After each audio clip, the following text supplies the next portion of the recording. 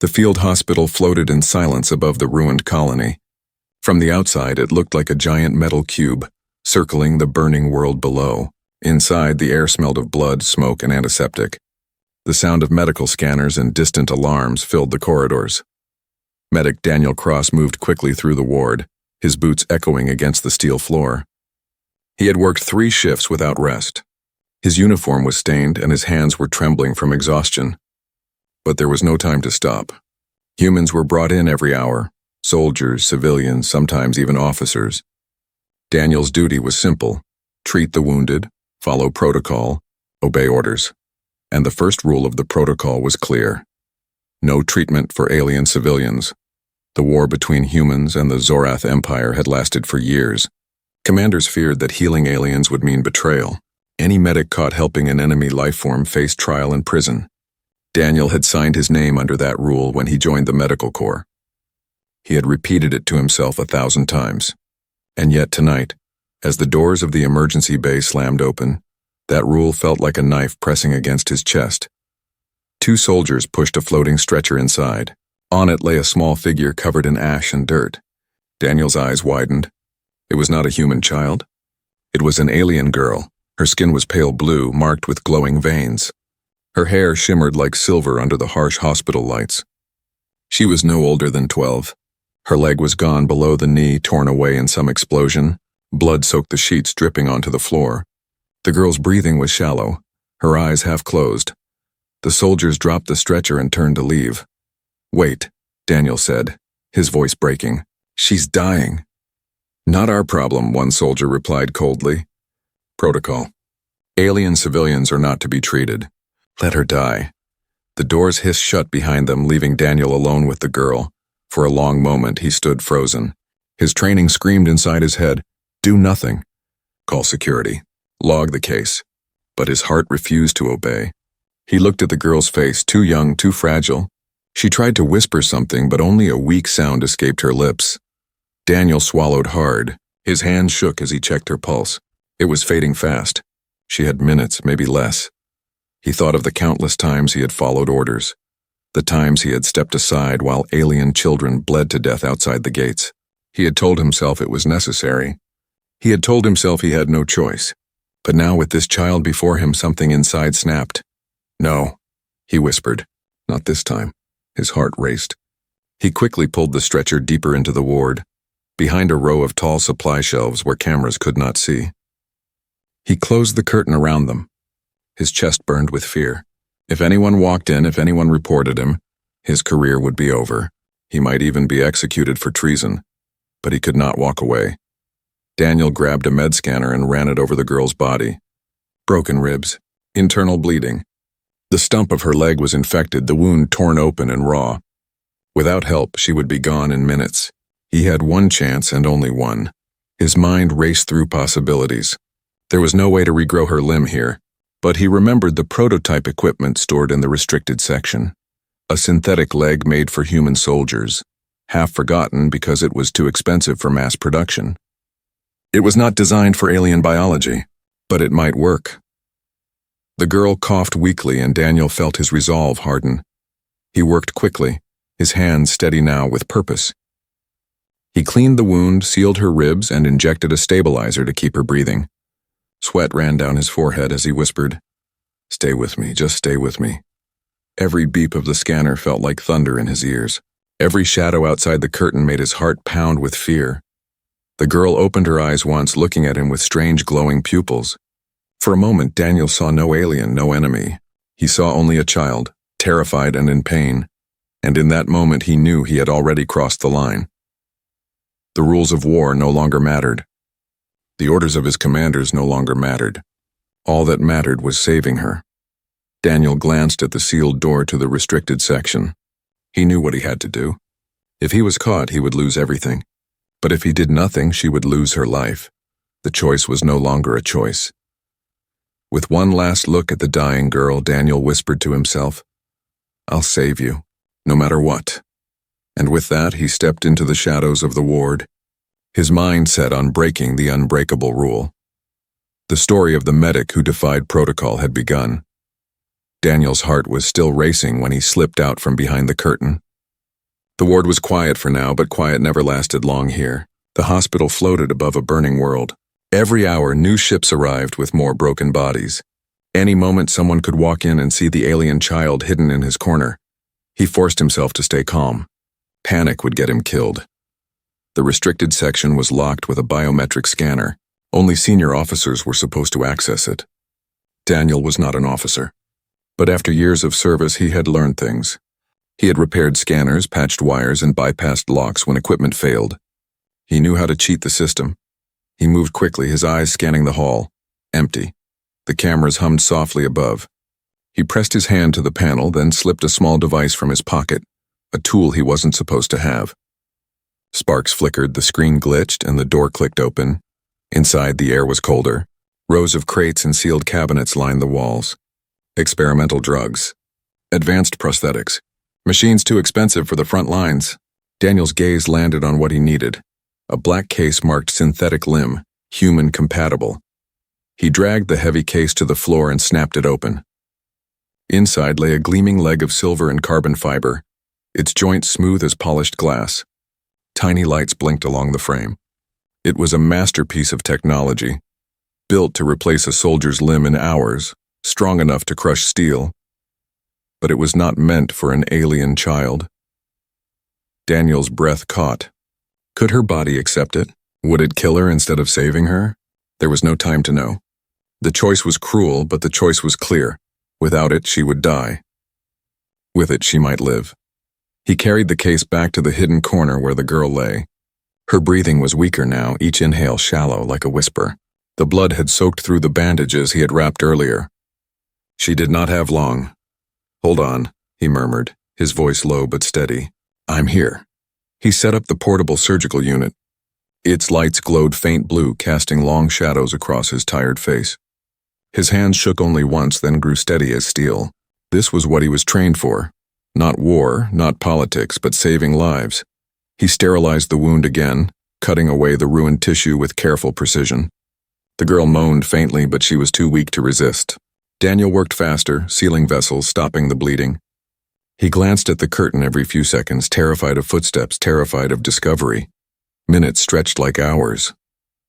Sweat ran down his temple. The room seemed smaller, the walls pressing in on him. He reached for the synthetic leg and locked it into the surgical mount. Tiny tools unfolded, ready to connect nerve to wire, bone to steel. The hardest part was next, linking alien biology to human technology. Daniel studied the glowing veins that ran along her skin. They pulsed faintly, carrying some kind of bioelectric current. Human nerves worked with electricity too, but this was different, wilder. If the system rejected the limb, she would die instantly.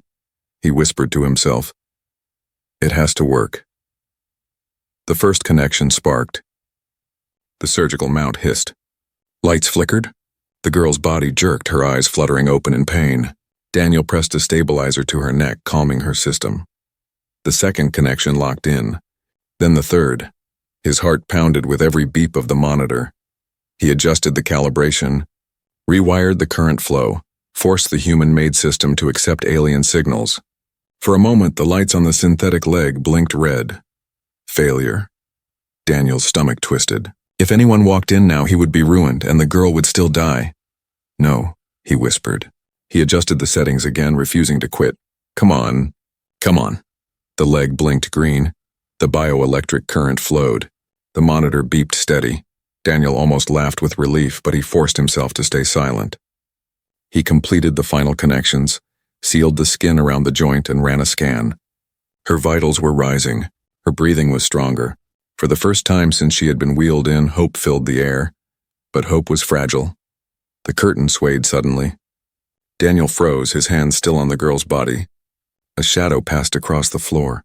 Someone was outside. "Medic Cross?" a voice called. It was Sergeant Hale, one of the ward's supervisors. His boots scraped against the floor as he walked closer. Daniel's pulse spiked. He glanced at the unfinished operation, at the glowing leg now fused to alien flesh. If Hale saw this, Daniel was finished. He yanked a bloodied sheet over the girl, hiding the machinery. His own body blocked most of the view. "Yes, Sergeant?" Daniel answered, trying to sound calm. The curtain rustled, but Hale did not step inside. We've got another transport coming in. Command wants you on standby. Daniel nodded quickly, though Hale couldn't see him. Understood. I'll be ready. The footsteps retreated. The shadow disappeared. Daniel exhaled slowly, his body trembling. That had been too close. Much too close. He turned back to the girl. Her eyes were closed, but her chest rose and fell with new strength. The silver leg glowed faintly, alive with power. She was not safe yet, but she was alive. Daniel leaned back, running a hand through his sweat-soaked hair. He knew what he had done. He had broken the most important rule in the book. If anyone found out, his life was over. And yet, looking at the child before him, he felt no regret. Because in the silence of that hidden corner, far from the eyes of command, a human medic had chosen life over law. And now, there was no turning back. The small ward seemed quieter than usual, but Daniel knew the silence was a trap. Silence never lasted long in a war hospital. Ships would land. Soldiers would scream. Officers would storm in demanding priority care. Any second, someone could break through the curtain and see what he was doing. But for now, it was just him and the alien girl. The synthetic leg hummed softly, its lights glowing green. The first connection had worked, but that was only the beginning. Daniel leaned over her, his face pale with exhaustion. His hands moved with careful precision, but fear gnawed at him with every motion. He had saved hundreds of human soldiers before, but this was different. Human bodies were familiar, predictable. This alien girl's body was something new, something fragile. Her veins glowed faintly, carrying a strange rhythm of life he barely understood. He had studied alien anatomy in stolen files, but reading about it was not the same as doing surgery on a living child. Still, he pressed forward. The scanner hovered above her, showing layers of bone and nerve. Her system was rejecting the foreign limb, sending erratic signals. He adjusted the calibrator, forcing the limb's software to rewrite itself.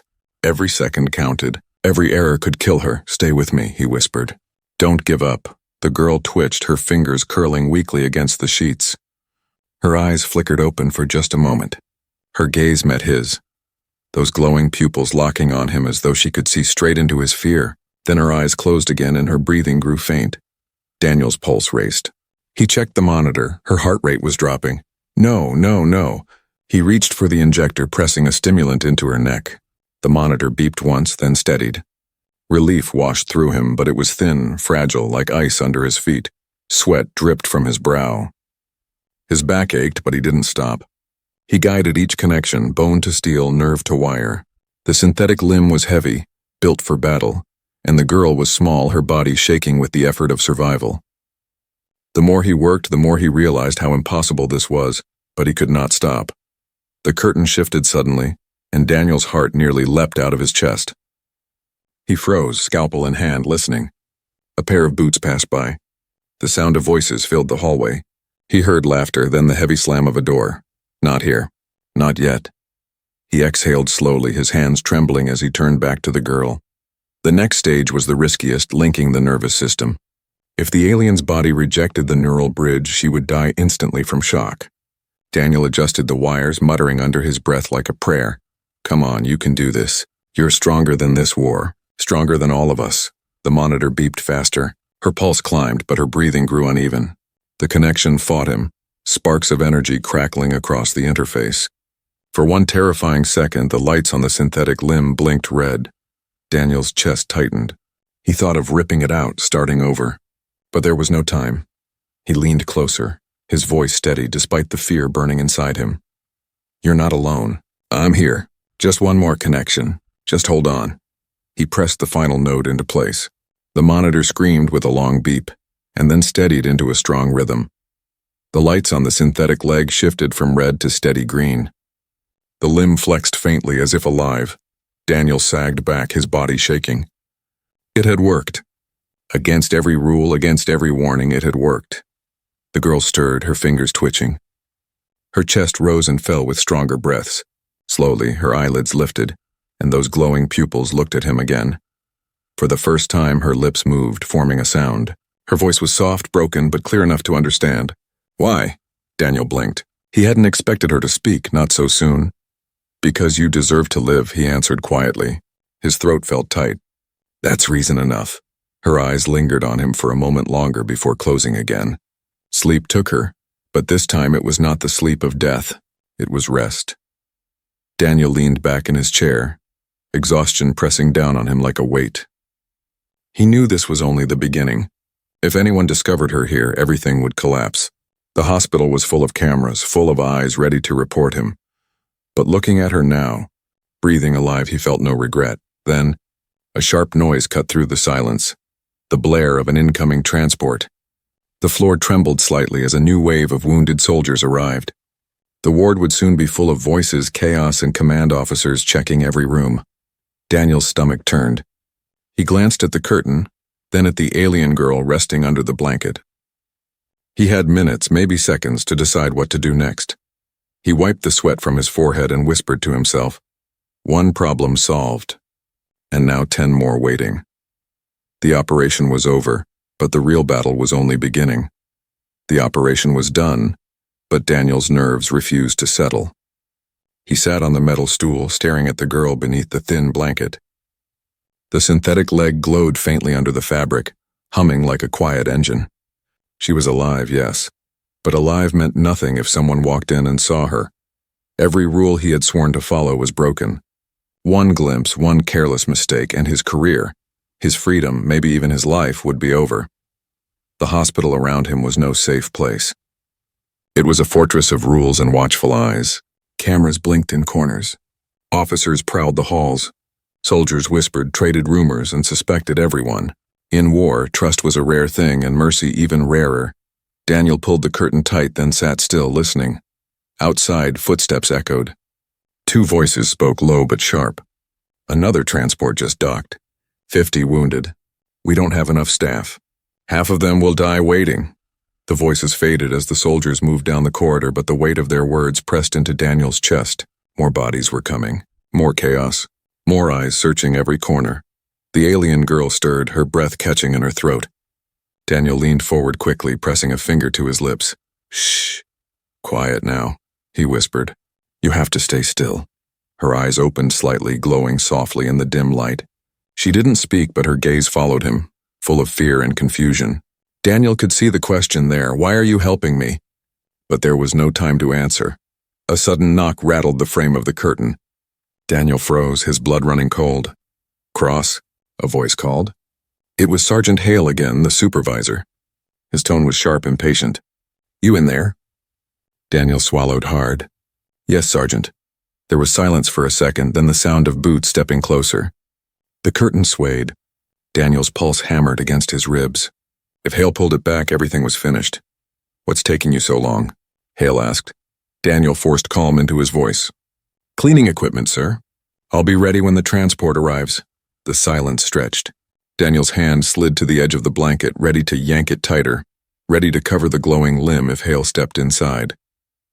His heart thudded so loud he was sure the girl could hear it. Finally, Hale snorted. "Fine, just don't disappear. We'll need every medic working." His footsteps moved away. The tension in Daniel's chest cracked, and he let out a slow, shaky breath. Too close. Far too close. He turned back to the girl. Her small body trembled under the sheet, her breathing uneven. He touched her shoulder gently, whispering, "It's all right." He's gone, but he knew it wasn't all right. Not really. Every moment she stayed here increased the risk. He needed to hide her better. Somewhere no officer or soldier would think to look. But where? The hospital was designed to leave no dark corners. Every room, every bed, every corridor was monitored. Then he remembered, the storage bay. It was a cramped, forgotten space behind the main medical supply room, filled with crates and old equipment. Most staff avoided it because of the smell of disinfectant mixed with rust, but Daniel had repaired machines there before. He knew there were blind spots, places the cameras couldn't reach. That had to be it. He leaned closer to the girl. "I need to move you. Can you stay quiet for me?" She blinked slowly, her glowing eyes calm but uncertain. Daniel took it as a yes. Carefully, he lifted her from the bed. She was lighter than he expected, fragile as glass. The synthetic leg twitched once, its servos adjusting, but it held steady. He wrapped her in a stained sheet, covering her body completely. To anyone passing by, it would look like he was just moving discarded bedding. He pushed the curtain aside and stepped into the hallway. His chest tightened immediately. Soldiers rushed past with stretchers. Officers barked orders. Medics carried trays of instruments. The hospital was alive with noise and motion. Daniel kept his head down, moving quickly but not too quickly. He forced himself to breathe evenly, to look ordinary, invisible. No one stopped him. No one asked questions. Still, every step felt like walking on a knife's edge. Finally, he reached the supply corridor. The storage bay door was heavy, stiff with age. He shouldered it open and slipped inside. The room was dark, lit only by a single flickering lamp. The air was cold, the shelves stacked with forgotten equipment. Daniel laid the girl down on a makeshift bed of folded sheets and covered her carefully. For the first time since the soldiers had dragged her in, he felt a sliver of safety. Not much, but enough to breathe. He knelt beside her, adjusting the blanket. Her eyes opened again, faintly glowing in the dark. She whispered something in her language, a soft string of sounds he didn't understand. But the tone was gratitude. Daniel smiled faintly. Rest now. You're safe here. But in his heart, he knew she wasn't. Not really, because in a war where mercy was forbidden, safety was only an illusion. And sooner or later, someone would come looking. The storage bay was silent. The kind of silence that pressed against the ears and made every heartbeat sound louder. Daniel sat on a broken crate, his eyes fixed on the small figure lying on the makeshift bed. The alien girl slept fitfully. Her breath came unevenly, her small chest rising and falling in shallow waves. The glow in her veins pulsed faintly, matching the slow rhythm of her heart. The synthetic leg hummed quietly, its lights flickering as it adjusted to her body. Daniel leaned forward, resting his elbows on his knees. He was exhausted. 3 days without proper sleep, endless patience, constant noise of war, and now this, a secret that could destroy him. He rubbed his face, whispering to himself, "What am I doing? What have I done?" The answer came when the girl stirred. Her eyes opened slowly, glowing faint blue in the dark. For a moment she looked around, confused, afraid. Then her gaze settled on him. Daniel straightened, speaking softly like one might speak to a child waking from a nightmare. "You're safe. You're alive." She blinked, her lips parting slightly. A faint sound escaped. A word in her own language, broken and trembling. Daniel didn't understand it, but he caught the tone. It wasn't fear. It was a question. He pointed at himself. "Daniel." His voice was steady, simple. He touched his chest. "Daniel." Her eyes followed his hand. She hesitated, then lifted a thin finger, pressing it weakly against her own chest. A sound escaped her lips, quiet but clear enough to be a name. "Arya." Daniel repeated it softly, careful not to stumble. "Arya."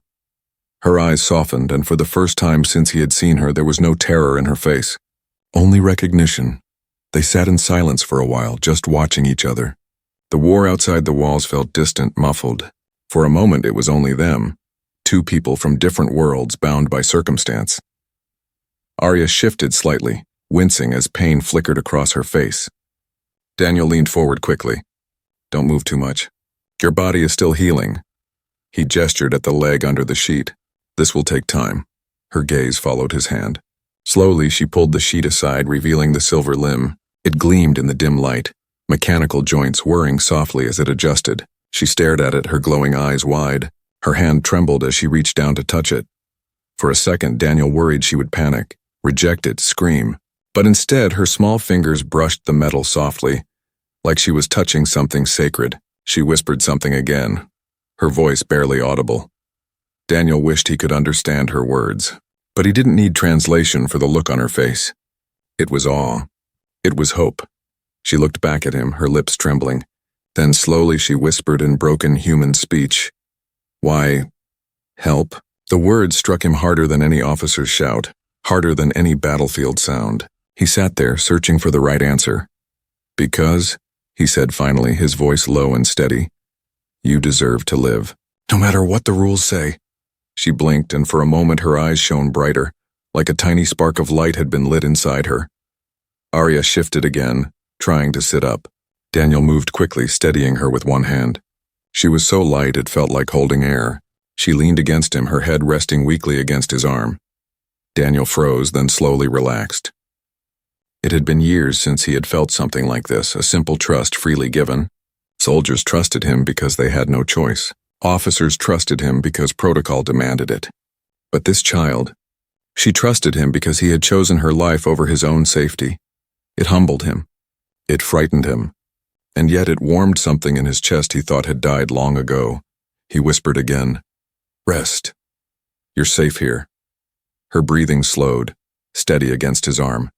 She was asleep again, but this time it wasn't the shallow sleep of someone clinging to life. It was real rest. Daniel laid her back gently and covered her with the sheet. He sat down again, staring at her sleeping form. His heart was heavy, but also strangely lighter. He knew the risk. He knew that every minute she stayed here was another minute closer to discovery, but he also knew he could not undo what he had done. He would not undo it, because in her eyes, for just a moment, he had seen something the war had stolen from him long ago: trust, hope, and the reminder that being human was more than following orders. Daniel leaned back against the wall, whispering to the empty room, "Whatever comes next, I'll face it." And in the quiet darkness of the storage bay, a fragile bond had been forged between a human medic and an alien child. The silence of the storage bay did not last. The next morning, the hospital pulsed with noise. The transport docks had been busy all night, bringing in wave after wave of wounded soldiers. Orders barked through the intercom. Boots thundered across the metal floors. The smell of burned flesh and antiseptic hung heavy in the air. Daniel had worked through most of it, patching human bodies in a blur of exhaustion. But his thoughts never strayed far from the hidden room behind the shelves where Arya lay hidden beneath sheets. Each time he heard heavy boots in the corridor, each time he saw an officer walk past, his heart pounded with the fear that they would discover her. It was only a matter of time. And then it came. Cross. Sergeant Hale's voice boomed across the ward. His broad frame filled the doorway, his face lined with suspicion. "Command wants you." Daniel's stomach tightened. He forced his voice to remain calm. "Sir? You heard me?" Hale's eyes narrowed. "Now." Daniel wiped his hands on his stained apron and followed. Every step down the corridor felt like walking into a trap. Hale said nothing as they moved through the hospital, his boots striking the floor like hammers. They stopped at a steel door marked Command Office. Hale opened it and motioned him inside. The room was dim, lit by a single overhead lamp. Behind the desk sat Captain Rourke, a hard-faced officer with cold eyes. He had the kind of presence that made the air itself heavy. "Medic Cross," Rourke said, his voice low but sharp. "We've received troubling reports." Daniel's chest tightened. "Reports, sir?" Rourke's gaze did not blink. "Someone claims you've been distracted, spending too much time in restricted areas, working behind closed curtains when you should be in the open. Care to explain?" Daniel's throat went dry. His mind scrambled for answers. "I was repairing equipment. Some of the scanners malfunctioned." Rourke slammed a hand on the desk. The sound cracked through the room like a gunshot. "Don't lie to me, Cross. Protocol is clear. All activity must be logged. You logged nothing." Daniel's heart pounded. If they searched the ward, if they found Arya. Rourke leaned forward, his eyes like steel. "So I'll ask again. What are you hiding?" Daniel opened his mouth, but no words came. His mind screamed at him to invent something, anything. But before he could speak, the door hissed open. A soldier stepped in, saluting. "Captain, we found signs in the supply bay. Blankets disturbed, bloodstains. Someone's been hiding something." Daniel's blood turned to ice. Rourke's eyes flicked back to him, sharp as a blade. Well. Looks like we'll find the truth soon enough." Hale grabbed Daniel's arm, pulling him toward the door. "Come on, medic. Let's see what you've been up to." Daniel's pulse raced. His mind spun through desperate plans. Arya was there, vulnerable, alone. If they opened that door and saw her, everything would be over. The walk to the supply bay felt endless. Daniel's heart hammered so loud he thought the soldiers must hear it. Sweat ran down his spine. His hands itched to break free, to run, but there was nowhere to run. They reached the bay. The heavy door loomed before them, silent and damning. Hale shoved him forward. "Open it." Daniel's hands trembled as he touched the control panel. His mind screamed for a miracle, something to save them both. He pressed the switch. The door slid open with a hiss. The room was empty. The bed of folded sheets was gone. The blanket, the bloodstains, everything gone. Only the cold shelves and crates remained, silent and untouched. Daniel froze, stunned. How? He had left her there. She was too weak to move on her own. Hale frowned. Nothing here. The soldier who had reported stepped forward, confusion in his voice. "But there was blood, I swear it." Someone was here. Rourke's eyes narrowed. He studied Daniel's face, searching for cracks. For a moment, Daniel thought the captain could see the truth beating inside his chest. But then Rourke leaned back. "Search again. Every room, every corridor. If there's something hidden, we'll find it." The soldiers saluted and left. Hill shoved Daniel once more, his glare sharp. "One wrong move, Cross, and you'll answer for it." When they were gone, Daniel staggered back into the corridor, his mind reeling. Where was Arya? He slipped away when no one was watching, heart racing as he searched.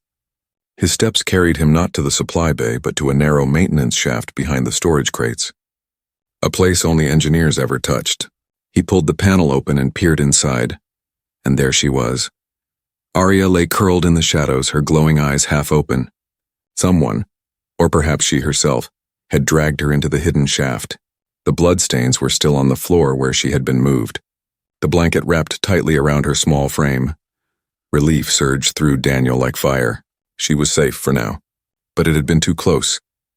He knelt beside her, whispering, "You're stronger than I thought." Her faint smile was answer enough. But Daniel knew the danger had doubled. Rourke's suspicion was no longer vague. The command would keep searching, and when they found the truth, there would be no mercy. The bond between them had saved her once, but now it would test them both, because the war was closing in, and secrets could not stay hidden forever. The hospital felt like a cage tightening around Daniel. Since the search in the supply bay, soldiers patrolled every corridor. Officers barked questions at staff, demanding explanations for missing supplies and unlogged activity. Suspicion thickened in the air like smoke. Every hour, Captain Rourke's sharp eyes seemed to find him, weighing him, waiting for the smallest crack. And in the hidden shaft, Arya waited too. Daniel checked on her whenever he could, slipping away under the excuse of broken equipment. Each time she looked stronger. The synthetic leg adjusted more smoothly now, its joints moving without resistance. She could sit up for longer, whisper a few words in broken human speech. "Safe?" she asked one evening, her glowing eyes searching his face. Daniel forced a smile. For now. But he knew it wasn't true. The storm broke sooner than he expected. It began with alarms blaring across the hospital. Red lights flashed along the ceiling. The intercom roared, "Unauthorized lifeform detected. Secure all sections." Daniel's blood ran cold. They had found her trail. He ran faster than he had ever run before down the narrow corridor to the shaft. He pulled the panel open. Arya was there, her eyes wide with fear. "They know," Daniel whispered urgently. "We have to move now." She tried to stand, but her body trembled. The synthetic leg clicked uncertainly, not yet strong enough for escape. Daniel grabbed her, lifting her into his arms. She was light, far too light for someone who had survived so much. Boots thundered in the distance. Shouts echoed closer. Daniel's mind raced. There was no safe path, no clever hiding spot left. The soldiers would sweep every corner. If they caught him carrying her, there would be no trial, only execution. He pressed his forehead briefly to hers, his voice low. "I'll get you out. Whatever it takes." He carried her through service corridors, weaving past locked doors and flickering lights. Each turn narrowed the distance between them and the soldiers. The sound of pursuit grew louder. Metal boots, rifles clicking, voices calling orders. Finally, Daniel reached the docking bay. The wide hangar opened before him, filled with supply shuttles and cargo crates. It was chaos. Soldiers loading equipment, alarms blaring, officers shouting for order. No one noticed him at first. He ducked behind a crate, breathing hard. Arya clung to him, trembling. Her glowing eyes reflected the red lights overhead. "Where?" she whispered. Daniel's eyes darted to a small supply shuttle, its ramp still open, unattended for the moment. If he could get her inside, if he could launch it before they stopped him, she might escape. But one glance at the controls from here told him the truth. The shuttle needed 2 codes, a pilot's clearance and a command override. She could not fly it. She could not even walk yet. Only he could launch it, and if he launched it, he would never leave the bay alive. The choice hit him like a blade to the chest. Boots slammed against the metal floor behind him. A voice shouted, "Cross! Step away from the crate!" Daniel turned, Arya still in his arms. Captain Rourke stood there, pistol drawn, eyes burning with cold fury. Behind him, soldiers raised their rifles. "It's over, medic," Rourke said. "Put it down." "Put her down." Arya whimpered softly, clutching tighter to Daniel's uniform. Daniel looked at Rourke, then at the shuttle. His heartbeat slowed. His fear burned away, replaced by something sharper, clearer. He set Arya gently on the floor, meeting her glowing eyes. "You'll live. That's all that matters." Then, before Rourke could order the shot, Daniel lunged for the shuttle controls. Gunfire roared. Pain exploded through his chest, but his hand slammed the override. The shuttle engines roared to life, the deck trembling as the ramp lifted. Soldiers shouted, firing wildly, but Daniel locked the final command with his palm against the panel. The shuttle's doors sealed shut. The engines flared bright, and in the brief moment before it launched, Daniel saw Arya through the window, her small face pressed to the glass, her glowing eyes wide with tears. Then the shuttle streaked into the void, slipping past the bay's defenses, vanishing into the stars. Daniel fell to his knees, blood pooling beneath him.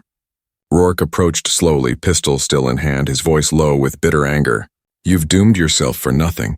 Daniel's lips curved into the faintest smile. Nothing." His eyes closed. The sound of the shuttle's engines echoed in his fading mind like a promise. Far beyond the station, Arya's shuttle carried her into safety. She would live. And maybe one day she would remember the human medic who chose her life over the rules of war. And in that memory, Daniel Cross would live on.